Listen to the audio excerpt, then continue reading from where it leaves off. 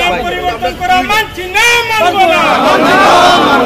করিমগঞ্জ জিন্দাবাদ, করিমগঞ্জ জিন্দাবাদ। ও গণতান্ত্রিক পদ্ধতিতে করিমগঞ্জের নাম পরিবর্তন মানছি না, মানব না।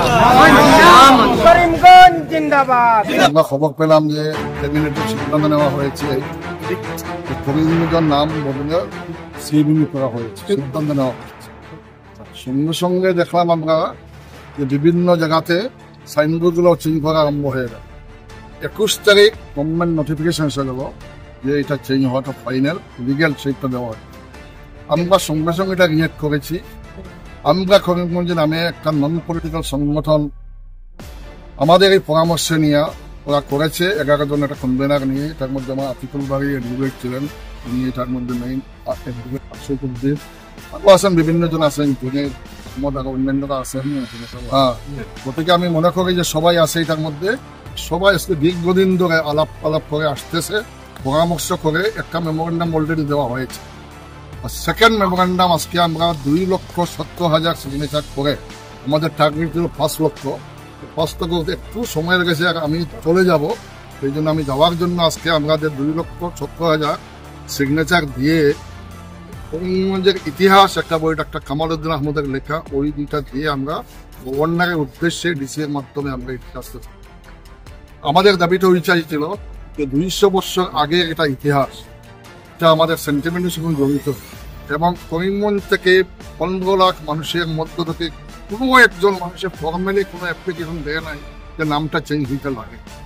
যদি কেউ চেঞ্জ করতো বা কোনো পরামর্শ করতো বা মানুষের সম্মতি নিত, তাহলে আমাদের কোনো আপত্তি ছিল না। মেজরিটি মানুষের যদি মানিয়ে নিত আমাদের সাথে ছিল, কোনো তখন আলোচনা নেই, তার সঙ্গে কোনো কথা নেই, পরামর্শ নেই।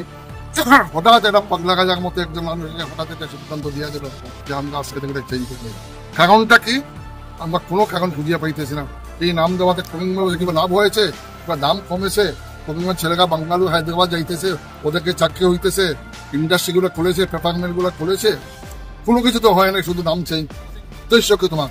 উদ্দেশ্য তো হিন্দু মুসলমান।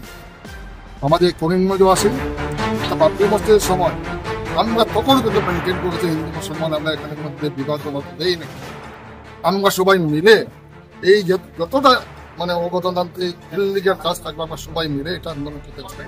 আজকেও আমরা এটার মধ্যে বিভিন্ন ধর্মাবলম্বী লোক আছে, মুসলমান আছে, হিন্দু আছে, অন্যান্য গণতান্ত্রিক লোক আছে, আমরা সবাই মিলে আজকে আমরা এটাকে দিয়েছি এবং আশা করি এটা রেসপন্স পাবো।